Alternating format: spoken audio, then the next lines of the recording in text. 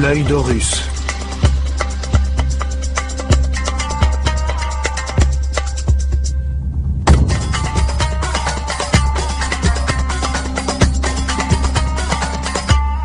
Première partie, l'école des mystères.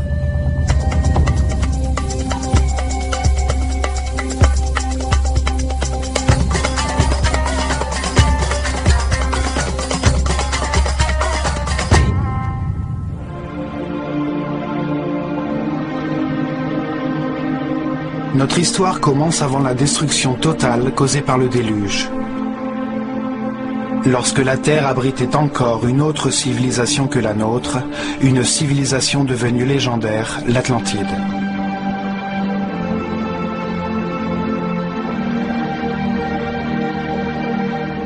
La sagesse de cette civilisation était le produit de l'évolution de la conscience humaine depuis des millénaires, de la connaissance du fonctionnement de l'univers qui donne lieu à ce que nous appelons la vie. L'étude des constellations révéla que l'humanité était une union vivante entre le ciel et la terre, que les étoiles et les soleils influaient sur le cours des saisons, des cycles et du temps.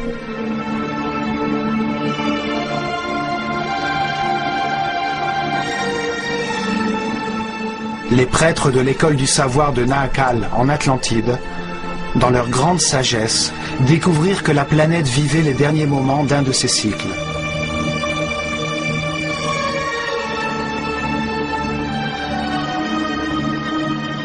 Ils annoncèrent une catastrophe qui détruirait jusqu'au fondement de la vie humaine. Mais peu les écoutèrent.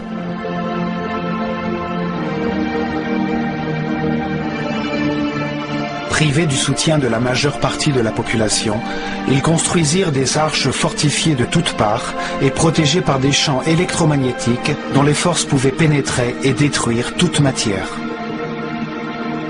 Guidés par le grand prêtre Chiquitet Arelich Vomalites, ils embarquèrent avec leurs familles, quelques instruments, certains animaux domestiques, et quittèrent l'Atlantide en direction de l'Est.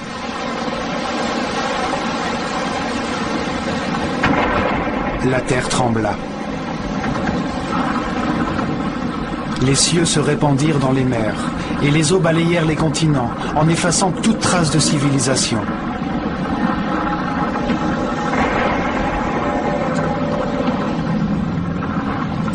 Comme l'attestent les deux immenses monuments en pierre, appelés mégalithes, qui furent retrouvés sur deux sites proches de l'Égypte.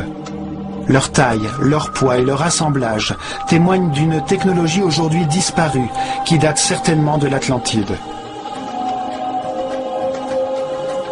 Le site de Baalbek, au Liban, en fournit une première preuve. C'est à cet endroit que se trouvent les plus grands et les plus lourds blocs de pierre du monde, les trilithons de Baalbek. Chacun de ces immenses blocs pèse 1200 tonnes, mesure plus de 25 mètres de longueur, plus de 8 mètres de largeur et 5 mètres et demi de hauteur. Aujourd'hui, le poids le plus lourd que l'on peut soulever avec une grue est la navette Discovery, qui pèse seulement 150 tonnes, soit 10% du poids des trilithons. Aucune des technologies actuelles ne nous permettrait de les soulever, ni de les disposer avec une telle précision. Ils ont été transportés sur plus de 3 kilomètres. Au point d'origine où ils furent taillés, nous pouvons toujours voir un bloc de dimensions comparables qui n'a pas été utilisé. En raison de sa taille imposante, cet étrange plateau est devenu un lieu de culte pour toutes les populations qui s'installèrent dans la région après le déluge. Les Assyriens, les Perses, les Grecs et finalement les Romains y construisirent leurs principaux temples. On trouve une seconde preuve à Jérusalem. Cette ville est un lieu saint pour 3 religions.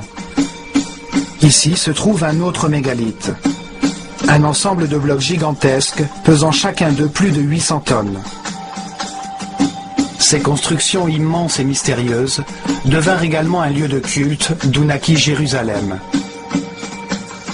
Elles font partie des imposantes fondations qui supportaient le temple juif et qui supportent aujourd'hui la mosquée d'Al-Aqsa et le dôme du rocher. Les blocs font partie des fondations du mur des lamentations. De nos jours, nous pouvons y accéder à travers un tunnel formé par ces énormes pierres. Les mégalithes de Baalbek et de Jérusalem appartenaient à des édifices détruits durant le déluge. Leur taille leur a permis de rester en place. Ce cataclysme anéantit la civilisation atlantidéenne. Il eut lieu aux alentours de l'an 10 900 avant Jésus-Christ, alors que le système solaire traversait la constellation du Lion. Cet événement est retranscrit dans les livres sacrés de toutes les cultures du monde.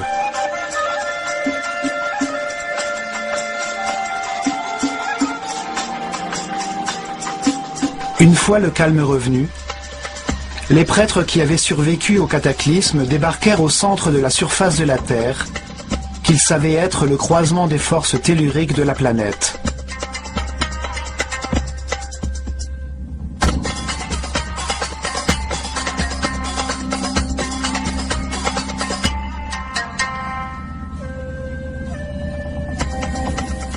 Ils espéraient utiliser ces forces pour guider l'esprit humain en construisant d'imposantes formes pyramidales qui concentreraient les vibrations des entrailles de la Terre et les transformeraient en énergie.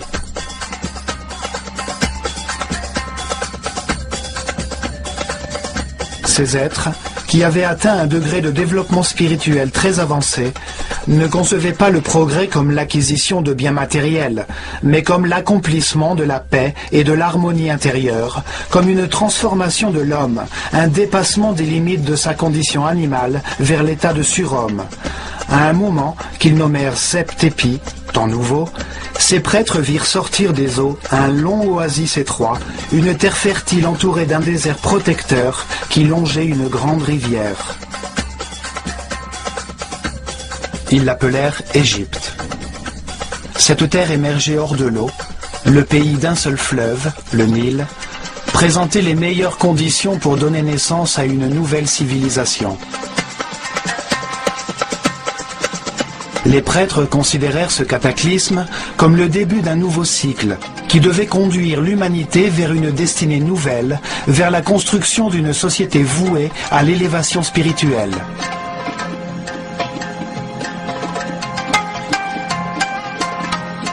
Le Sphinx témoigne des gigantesques cycles temporels qu'ils avaient à l'esprit. Son corps de lion, à tête humaine, met en valeur le cycle compris entre l'ère du lion et celle du Verseau, l'heure du règne de la nouvelle civilisation. Il voyait la vie comme un processus conçu par Dieu, durant lequel l'homme se réincarnait encore et encore pour se perfectionner et s'élever dans la hiérarchie universelle. Si l'esprit d'un homme ne comprend pas le Créateur, la raison de l'univers ou de sa propre existence, il sera incarné dans un corps. Les expériences de cette vie charnelle lui permettront d'acquérir la sagesse et la connaissance. Dans cette incarnation, dans tout ce qui lui sera donné à connaître, s'opposeront deux extrêmes. Il pourra comparer les éléments de cet univers dual et polarisé afin de comprendre la vérité.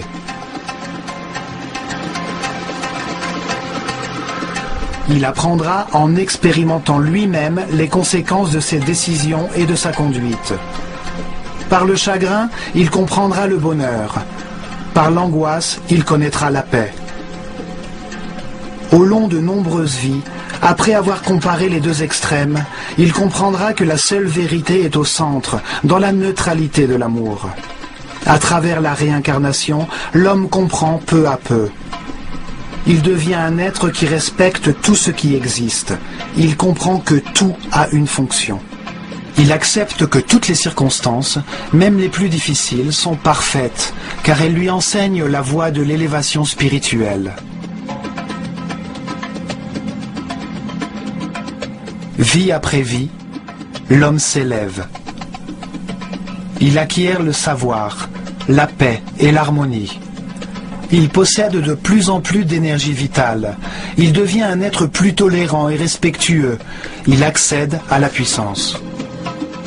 Il comprend que dans cet univers dual, dans les circonstances les plus contradictoires, la seule neutralité possible est celle de l'amour. L'amour est neutre, tout comme Dieu. Comme le montre le zodiaque de Dendera, ce processus d'apprentissage correspond à un cycle cosmique, soit 12 ères zodiacales.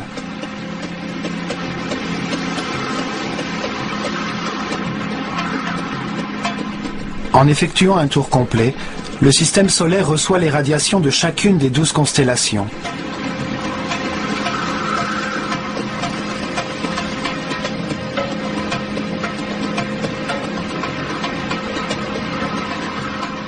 Durant ces 25 920 années, chaque esprit se réincarne 700 fois dans des corps, des endroits, des époques, des circonstances, des conditions et des personnalités différents. Dans chaque vie, il apprend quelque chose de différent. À chaque fois, il est influencé différemment par les forces irradiées des étoiles. Ainsi, chaque être vivant passe par un cycle cosmique durant lequel il reçoit l'énergie des 12 constellations, l'influence des cieux qui marquent les rythmes de sa vie et génèrent différents états d'esprit. Pour les Égyptiens, ce processus d'apprentissage de l'homme au cours de ses vies étant lié au mouvement de notre planète et du système solaire, tout était donc planifié par les étoiles.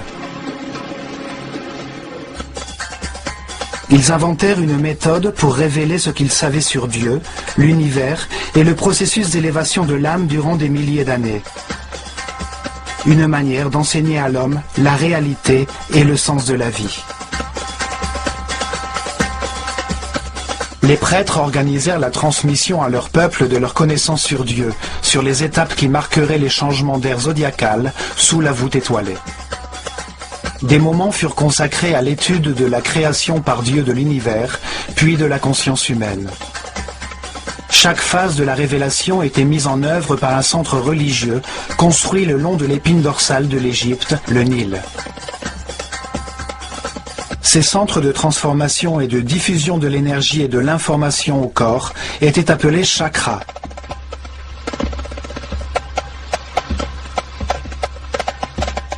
Ils se développèrent dans 4 régions. Chacun de ces 4 centres était dédié à l'explication et l'enseignement d'une phase de la Genèse. Chacun était dédié à une période différente de l'existence du même Dieu, avec des noms et des symboles différents.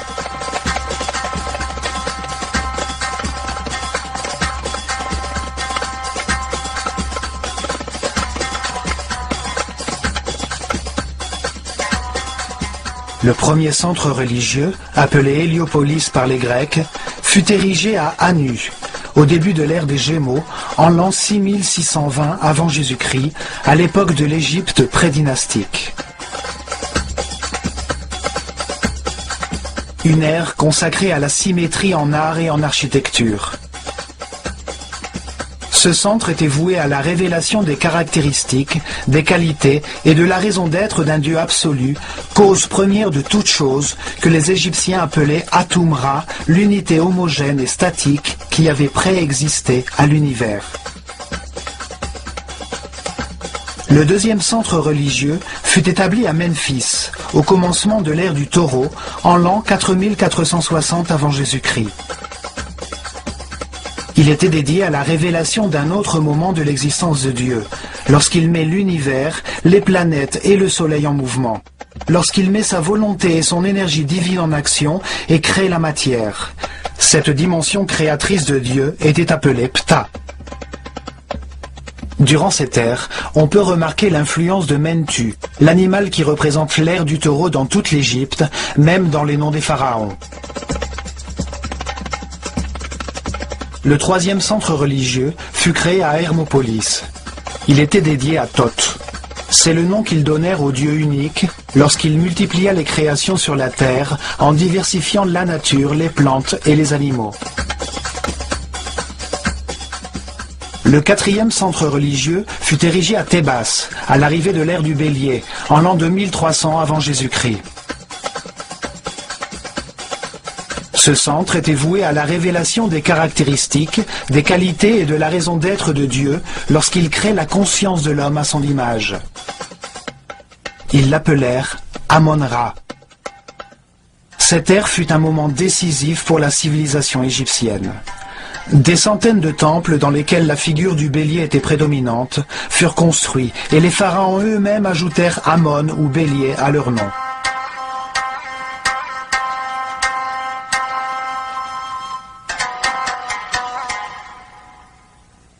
Les changements d'air ou de constellations zodiacales déterminaient la durée de chaque phase de la révélation.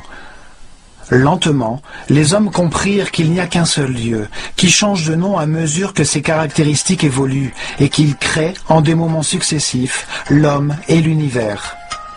Ils fondèrent une école des mystères pour transmettre leur savoir et s'assurer que les prêtres de leur caste continueraient le processus de révélation. Le pays se développa tout autour des temples et des centres religieux. En leur sein, les initiés devinrent des êtres respectables, capables de diriger leur peuple et de maîtriser les forces primitives de la nature.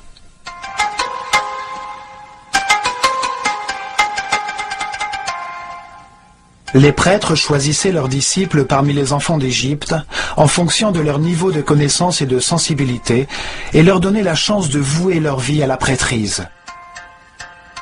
Il leur parlait du processus d'élévation à travers la réincarnation de Dieu et de l'univers. Il leur enseignait les sciences, l'art, la religion et la philosophie. Il les entraînait à l'exercice du contrôle de soi. Ils apprenaient à conserver leur énergie vitale, à comprendre l'importance du respect et du libre arbitre, accélérant leur processus d'évolution. Ils devenaient les héritiers de la caste des prêtres, ceux qui possédaient le savoir et le pouvoir qu'ils procurent, et qui avaient pour mission de guider le peuple sur le chemin du progrès. Des statues de ces prêtres ont été retrouvées. Certains sortent d'un cube, d'autres sont représentés comme des écrivains, des êtres de savoir. Parfois, le mot Hotep, qui signifiait sage, était ajouté à leur nom, comme pour Ain-Hotep ou Amen-Hotep, fils d'Apu, en reconnaissance de leur sagesse.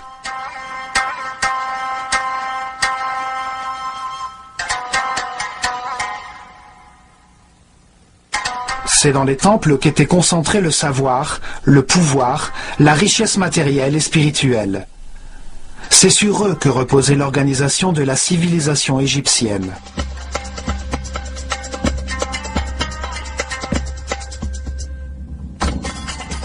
L'œil d'Horus était le symbole de cette caste organisée de prêtres qui a présidé aux destinées de l'Égypte durant des milliers d'années dans l'ombre des pharaons.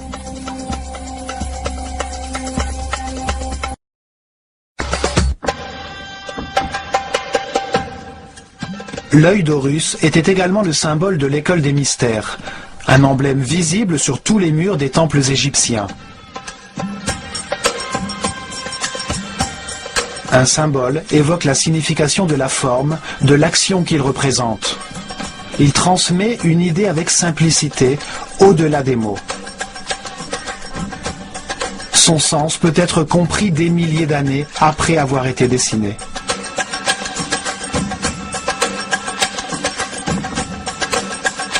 Les yeux permettent de sentir le soleil, l'origine de la vie.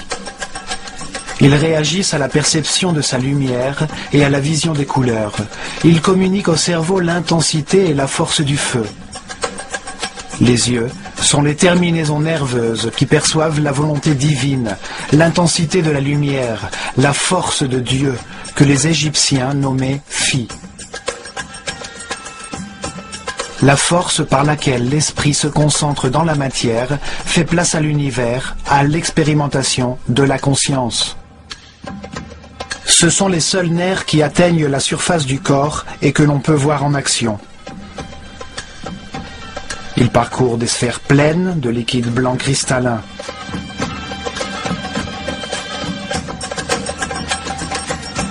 Les yeux sont un symbole de dualité. L'œil gauche, solaire, est sensible à ce qui est négatif. L'œil droit, lunaire, est sensible à ce qui est positif et constructif.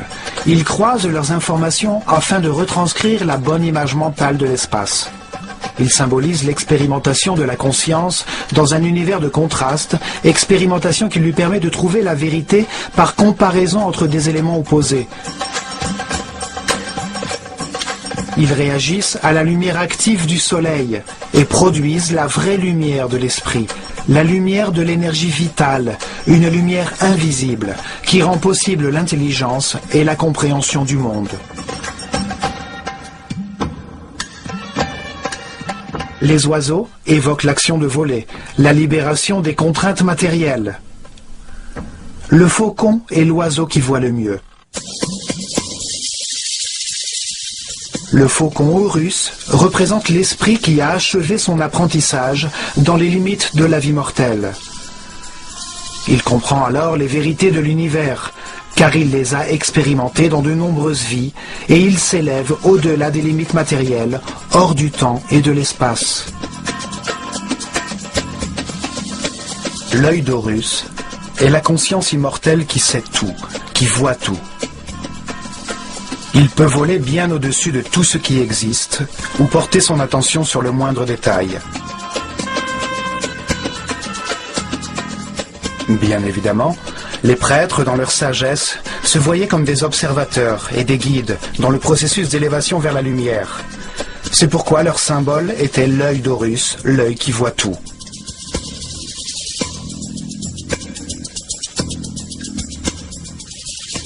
Depuis les temples, les prêtres de l'œil d'Horus conduisaient le peuple vers l'élévation spirituelle, dans la paix et l'harmonie, révélant la vérité sur Dieu, sur l'univers et sur le processus d'évolution de la conscience humaine.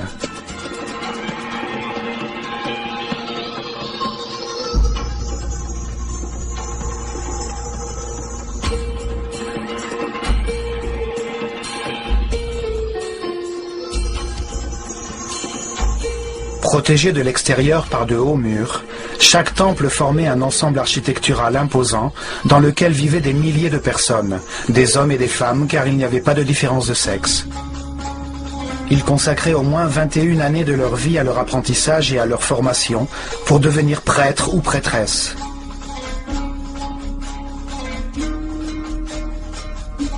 Leur parcours d'apprentissage se déroulait dans différents temples où ils restaient durant de longues années, recevaient les enseignements correspondant à leur niveau, puis ils passaient leurs examens pour accéder au niveau supérieur dans un autre temple de la vallée du Nil.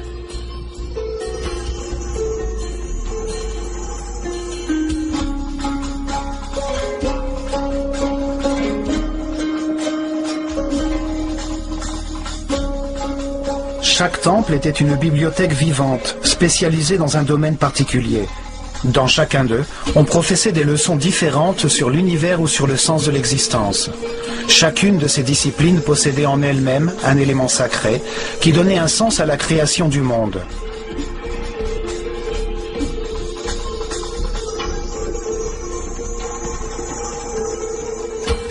Les 7 premières années d'enseignement correspondaient au niveau élémentaire, durant lequel les élèves étudiaient les lois générales de l'univers et apprenaient à utiliser les centres d'énergie inférieurs du corps.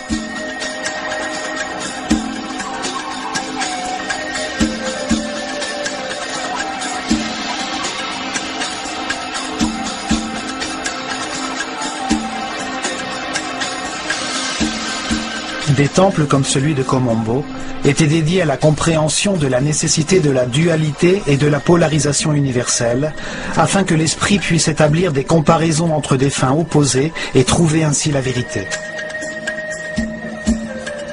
On y apprenait notamment que la peur de l'échec peut être maîtrisée et que chaque vie est suffisante pour connaître ce qu'il y a lieu de connaître dans cette vie-là.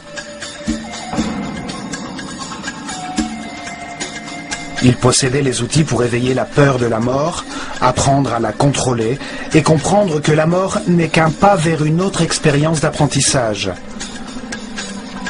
Dans des tunnels remplis d'eau et de crocodiles, à de hautes altitudes, dans des enclos grouillants de serpents, les disciples devaient prouver leur détermination. On leur enseignait à dépasser leur peur de l'abandon, leurs instincts agressifs et défensifs. On leur montrait l'existence de réflexes mentaux inconscients pour leur apprendre à contrôler ces réactions automatiques.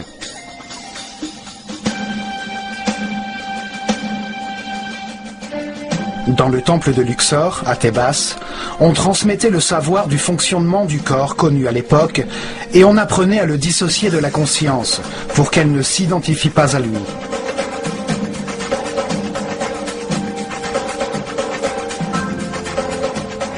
Le temple tout entier ressemblait à un organisme humain. Chaque salle représentait un organe. Sur les murs étaient inscrites des informations concernant ses fonctions principales, les bienfaits qu'il apportait à l'organisme et ses relations avec les autres organes.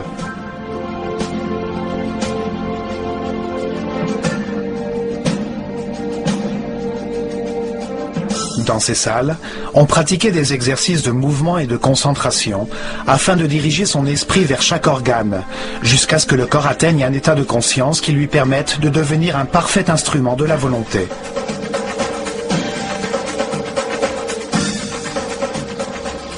La plupart des temples des prêtresses de Nephthys et d'Isis étaient réservés à l'enseignement des perceptions sensorielles, des émotions et des désirs charnels du corps, afin de les différencier des émotions, intuitions et inspirations supérieures.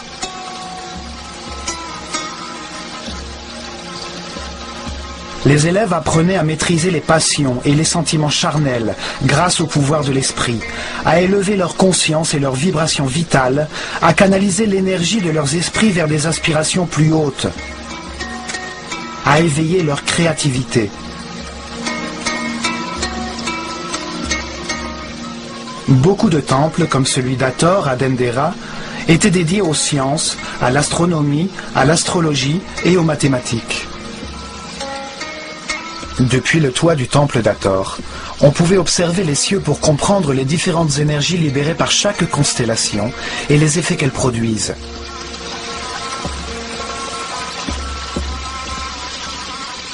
Les Égyptiens suivaient scrupuleusement les mouvements des étoiles, vérifiaient la durée de l'année solaire, la date exacte de la crue du Nil, le moment du passage de la Terre de l'ère du Taureau à l'ère du Bélier, les cycles qui impactaient le processus d'évolution.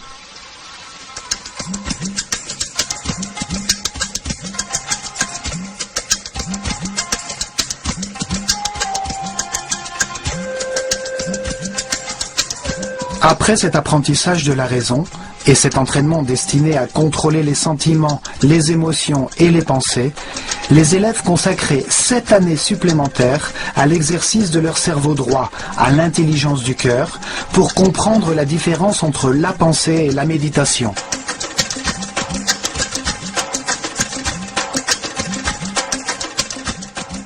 Le temple de Karnak, le plus grand d'Égypte, était dédié à la conscience, à l'analyse des forces qui la façonnent, à la compréhension du processus d'évolution et aux moyens de l'accélérer en se concentrant sur les concepts, les mots, les sentiments, les points exacts ou les mouvements.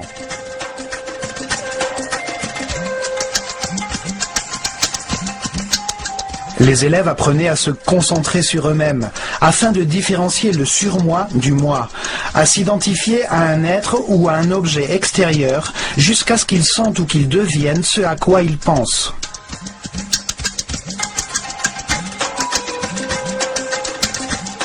Ils se livraient à des exercices de télépathie. D'abord dans des conditions de proximité physique, puis à distance, à une certaine heure de la journée, jusqu'à ce qu'ils apprennent comment communiquer mentalement à n'importe quel moment. On leur enseignait une certaine conception du temps, et ils apprenaient à vivre comme si celui-ci était un éternel présent.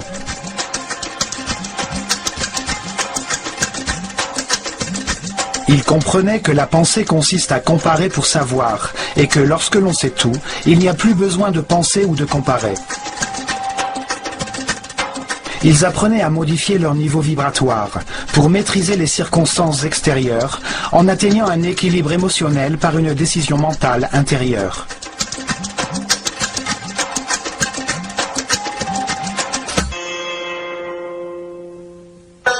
Chaque temple possédait 3 niveaux d'information.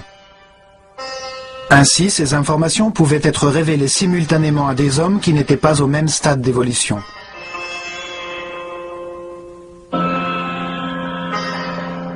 Le premier niveau était la transmission des informations élémentaires au peuple. Chaque temple avait une histoire simple, pleine de symboles et de personnages fantastiques. Un Un théâtre sacré, facile à comprendre. Les idées étaient exprimées dans des mythes sous la forme d'histoires.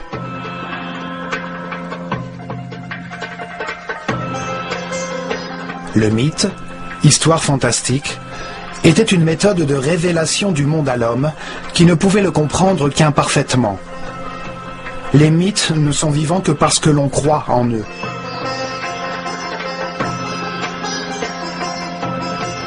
Ils font intervenir des personnages qui possèdent des caractéristiques symboliques, avec des formes qui permettent d'identifier leurs fonctions et leur activité principale, qui prennent part à des histoires simples, à des paraboles, qui révèlent la réalité de la nature humaine sans avoir recours à l'aridité ou l'abstraction de la philosophie ou de la métaphysique. Le peuple avait ainsi accès au sacré en écoutant l'histoire de chaque temple, en connaissant les forces et les faiblesses de chaque personnage, les problèmes qu'il rencontre et la manière de les résoudre.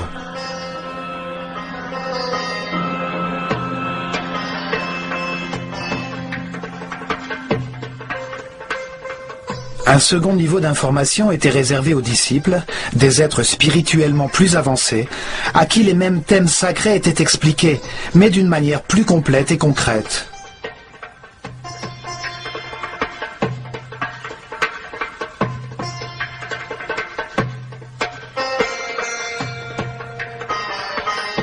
À cette fin, on gravait les scènes descriptives des mythes sur les murs du temple.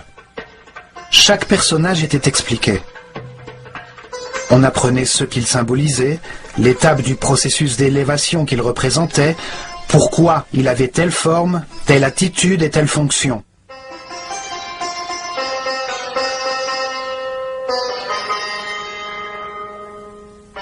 La sagesse des prêtres de l'œil d'Horus apparaît clairement dans l'histoire racontée dans chaque temple, dans les formes qu'ils utilisaient comme symboles.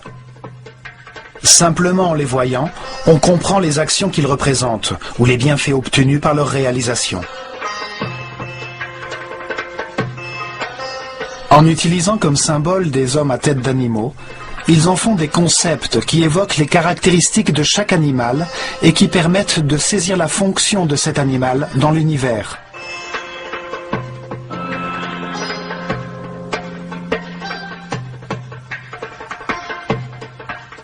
Un homme à tête de chacal possède les caractéristiques de cet animal, comme par exemple son sens inné de l'orientation dans le désert. En suivant ses pas, on arrive toujours à une terre fertile. C'est un excellent guide. Chaque symbole permet une compréhension facile. La simple forme d'un oiseau évoque le vol, la liberté. Un disque solaire au-dessus de la tête d'un homme indique sa clairvoyance, sa sagesse, son savoir, son degré de conscience.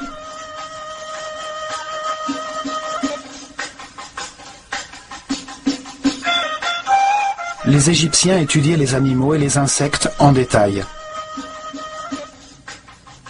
De cette façon, ils ont acquis une grande connaissance de leur vie, de leurs activités, de leurs caractéristiques vitales, de leurs habitudes, de leurs régimes alimentaires, de leur temps de gestation, de leurs pratiques sexuelles, de leurs principales raisons d'être.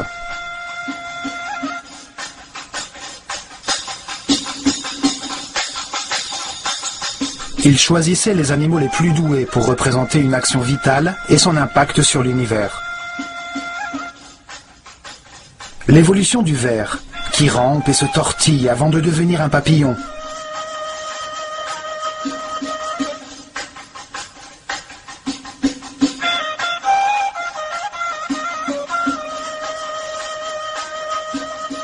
De tous les oiseaux, le faucon possède la meilleure vue. Il a un cerveau optique parfaitement développé. C'est pourquoi il est choisi comme symbole de cette fonction vitale, la vision. Un personnage humain à tête de faucon est un être qui voit tout, qui domine le paysage et voit tous les détails d'un objet qu'il regarde.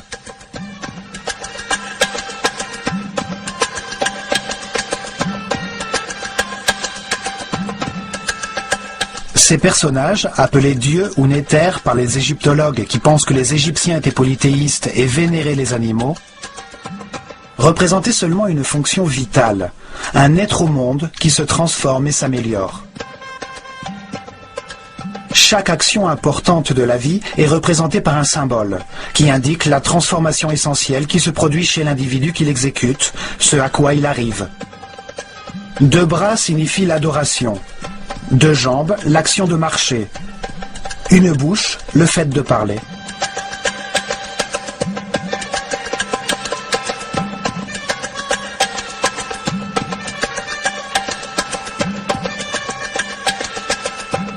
Et, enfin, au 3e niveau d'information, chaque temple conservait une sorte de code secret contenu dans son symbole.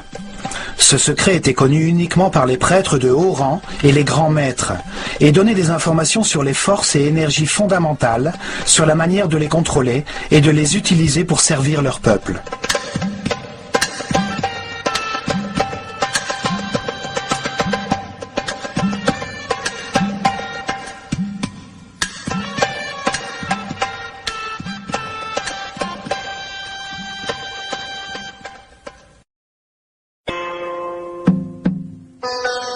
Dans des temples comme celui d'Horus, à Edfu, le grand prêtre a mené ses disciples les plus brillants à projeter leur conscience dans le temps, à pénétrer dans leur subconscient pour revivre et comprendre leur vie antérieure dans leur processus de réincarnation. Le grand prêtre était toujours un être très avancé dans son chemin spirituel. Il ne s'identifiait pas à son corps. Il connaissait son fonctionnement et il savait à quelles énergies il devait avoir recours pour trouver son équilibre.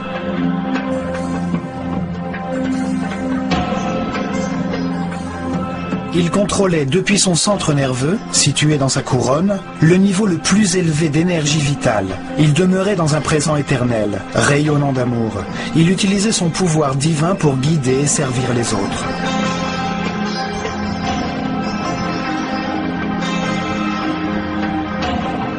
La matière peut seulement recevoir, se contracter.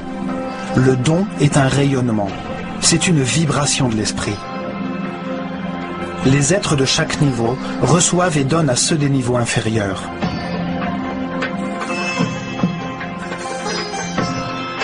Dans les salles des temples, ils comprirent que la réalité est composée de 7 niveaux d'énergie vibratoire, 7 courants énergétiques qui correspondent à des niveaux différents de pouvoir et de force.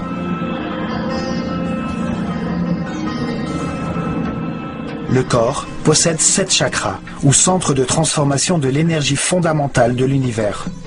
Chaque être humain n'utilise qu'un seul de ces 7 centres au cours de sa vie présente, en fonction du niveau d'élévation de sa conscience.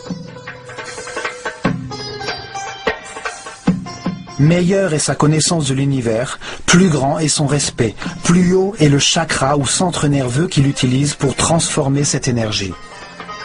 Plus son chakra est haut, plus il génère d'énergie quotidienne, et plus il possède de forces transcendantales.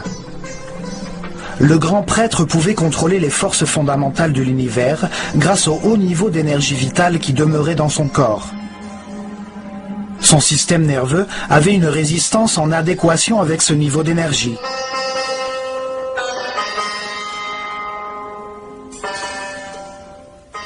Ainsi, dans tous les temples d'Égypte, à mesure que les disciples suivaient leur apprentissage et leur formation, leur énergie vitale augmentait graduellement, en même temps que leur résistance nerveuse.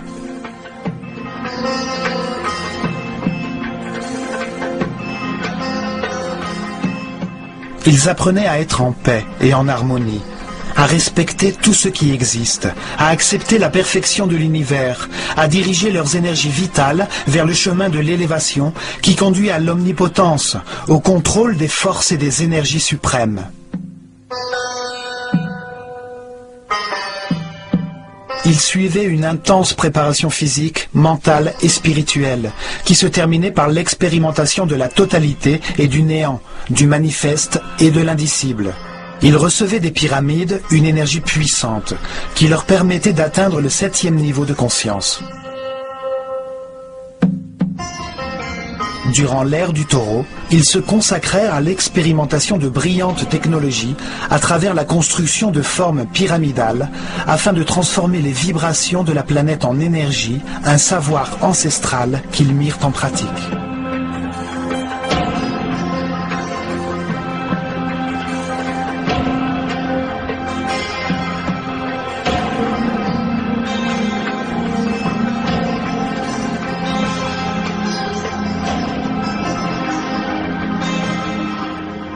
ils érigèrent d'imposantes pyramides qui pesaient des millions de tonnes sur les points névralgiques du réseau électromagnétique de la planète. Les millions de particules de quartz présentes dans ces masses pyramidales suivaient les vibrations de la Terre, produisant de l'énergie par un phénomène connu aujourd'hui sous le nom de piézoélectricité.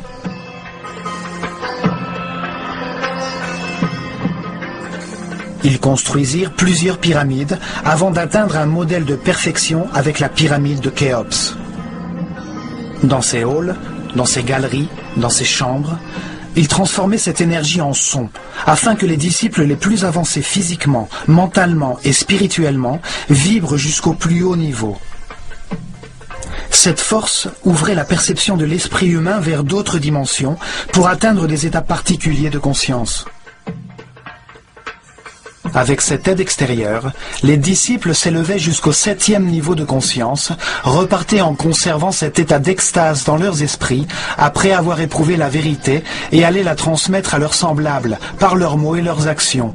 Dans leurs ultimes méditations, ils atteindraient une nouvelle fois cet état d'unité immobile, jusqu'à ce qu'il perdure en eux. Ils demeureraient alors dans un état permanent d'homme-dieu, l'énergie positive de l'amour rayonnant autour d'eux.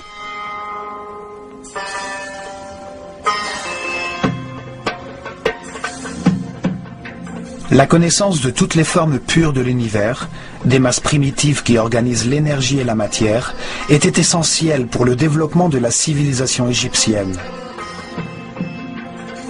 Aujourd'hui, nous appelons ces formes pures les solides platoniciens. 5 polygones de taille et d'angles égaux, formés de triangles équilatéraux, la forme de vie qui ne produit aucune tension. À l'aide de ces formes, il produisait des effets de résonance et de concentration énergétique afin d'élever la perception de la conscience, pour générer des effets de superconductivité permettant d'annuler la force de la gravité. De nos jours, nous avons découvert qu'il y a sur notre planète des points névralgiques appelés nœuds diamagnétiques, d'où l'on peut contrôler la force de gravité de la planète et générer un phénomène de superconductivité. La superconductivité permet d'augmenter ou de réduire la force de la gravité. En augmentant le poids des blocs de pierre, ils pouvaient poser les fondations sans avoir besoin de creuser dans le sol. En le réduisant, il les rendait plus faciles à déplacer et ils pouvaient ainsi les faire venir de carrières éloignées.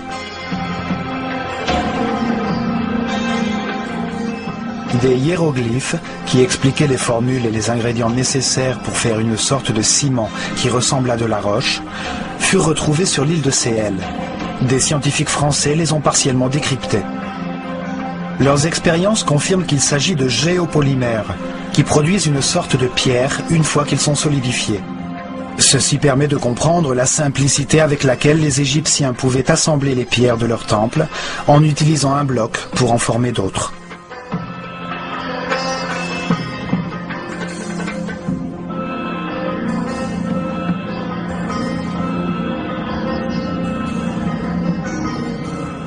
Mais le plus important était leur vision de la vie comme un processus voulu par Dieu, dans le but d'élever la conscience humaine.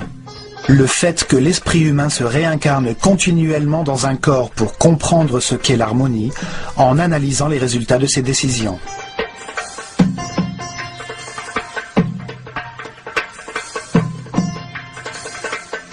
Au cours de ces nombreuses vies, pleines d'expériences contraires, d'angoisse et de paix, de dépression et de joie, de richesse et de pauvreté, de santé et de maladie, il comprend les raisons de son existence et s'affranchit des contingences matérielles pour devenir un surhomme immortel.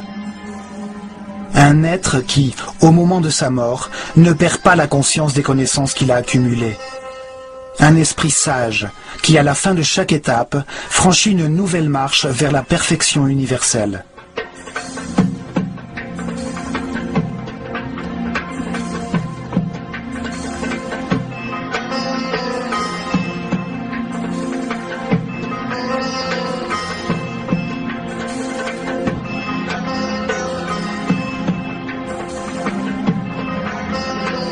L'homme se réincarne plusieurs fois. Au début du processus, il est dominé par sa condition animale. L'intolérance et l'agressivité le condamnent à une vie de désolation. Petit à petit, la douleur l'envahit et en cherchant à la soulager, il cesse d'attaquer. Il trouve la paix et avec elle, des niveaux élevés d'énergie vitale.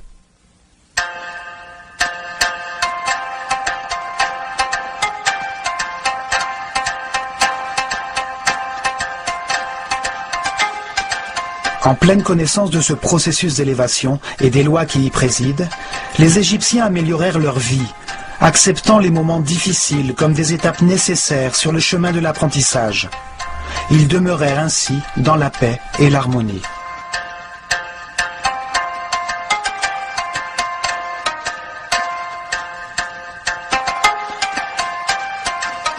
Les temples enseignaient comment les hommes, même dans un monde de souffrance, pouvaient s'affranchir des contraintes physiques et devenir des êtres capables de transformer la matière pour voyager librement dans le temps et l'espace. Au milieu des contradictions de chaque vie, tout homme apprend quelque chose et renaît un peu plus sage. Par la polarité entre la lumière et les ténèbres, entre la peur et l'amour, nous apprenons à trouver la paix et l'harmonie, pour garder notre énergie vitale.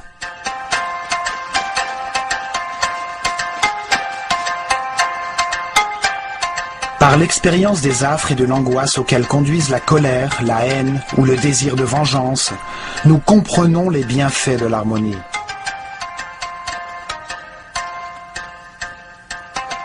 En prenant conscience que chaque décision produit à la fois de la douleur et du soulagement, nous pouvons faire d'une vie infernale un paradis.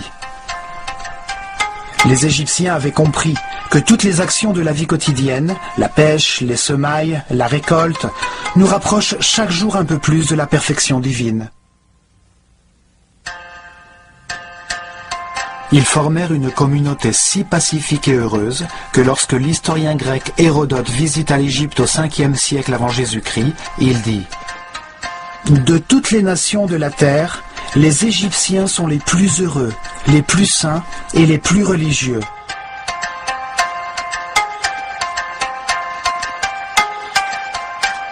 Cependant, le mot religion n'existait pas dans leur langage. Ils ne voyaient aucune différence entre le sacré et le profane. Ils considéraient qu'il était de leur devoir de comprendre que Dieu, l'univers et l'homme étaient unis par le ciment de l'amour.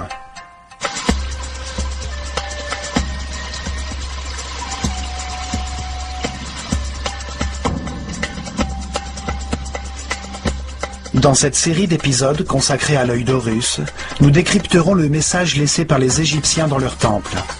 Que tous les hommes avancent sur la voie de l'élévation au cours de leurs nombreuses vies.